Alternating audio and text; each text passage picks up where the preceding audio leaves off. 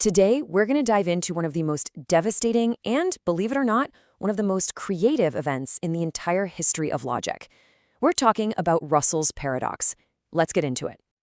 So, just imagine for a second the whole beautiful, complex world of mathematics, right? All of it built on what we thought was pure, unshakable logic. Now, what if I told you that a single, simple question could make that whole thing just crumble? Well, that's not a hypothetical. That's exactly what happened. To really get the shock of this, you have to picture the early 20th century. This was a time of, incredible confidence in logic. The world of math seemed just about perfect, and it was all built on a really simple, almost obvious idea. And that bedrock idea was something called naive set theory.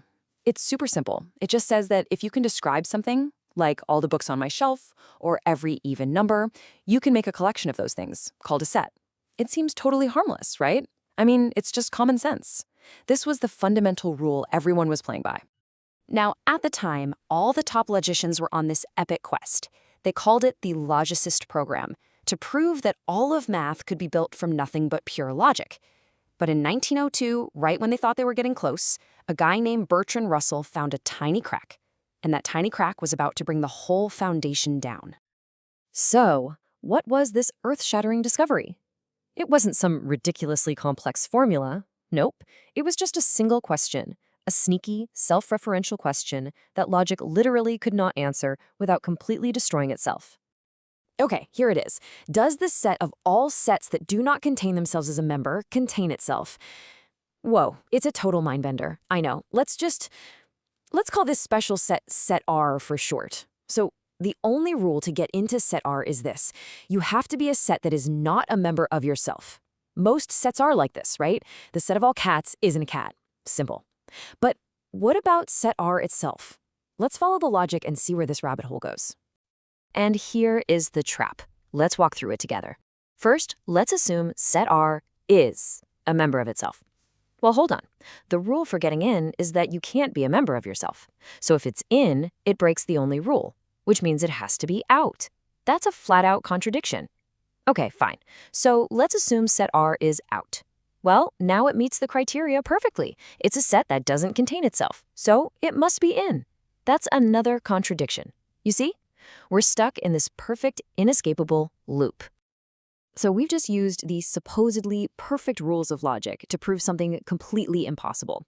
That this set is a member of itself if and only if it is not a member of itself. A statement is true if and only if it is false. And at that exact point, everything breaks. Now, this wasn't just some fun little brain teaser you'd find in a magazine.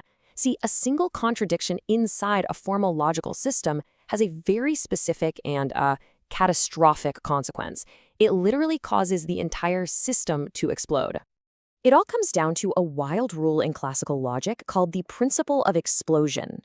Basically, it says that if you can prove just one contradiction, one thing that's both true and false at the same time, then you can use that to prove anything. Literally anything. You can prove that the moon is made of cheese, that 2 + 2 = 5, that I am secretly a dragon. The whole system just becomes useless.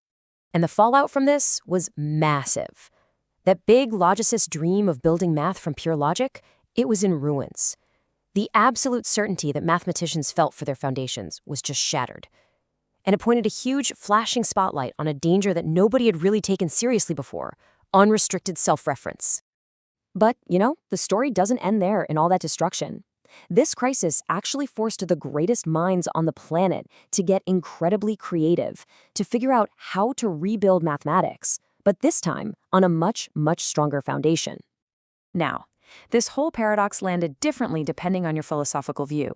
If you were a nominalist, someone who thinks sets are just useful names we invent, this was a total disaster. It meant the way we name things was fundamentally broken. But if you were a Platonist, believing sets are real, actual things that exist out there, it was less of a big deal. It just meant that Russell's weird, paradoxical set wasn't a real thing after all. So, what did Russell himself do? He jumped right in to try and solve the very problem he created. His big solution was something called the theory of types. The easiest way to think about it is like a set of nested boxes. You can have boxes inside of other boxes, but you can never, ever have a box that contains itself. It created a strict hierarchy that just made the paradoxical question impossible to even ask. And that basic idea became the blueprint for all the solutions that came later. See, the problem wasn't logic itself. The problem was the wild, anything-goes freedom of that naive set theory. So the solution was to build better fences, to create smarter, more restrictive rules for how you're allowed to form a set. That way, the monster that was set R could never even be built. So, in the end, was this paradox a failure? Not even close.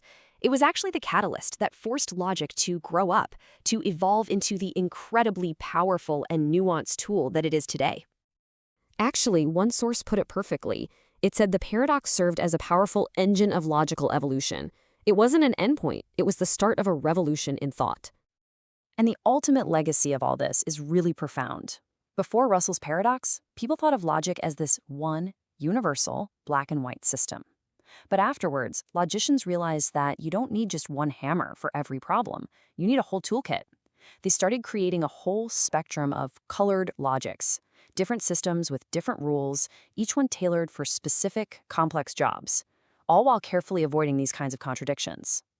So it turns out that a devastating paradox can actually lead to incredible growth, which leaves us with one last question to chew on.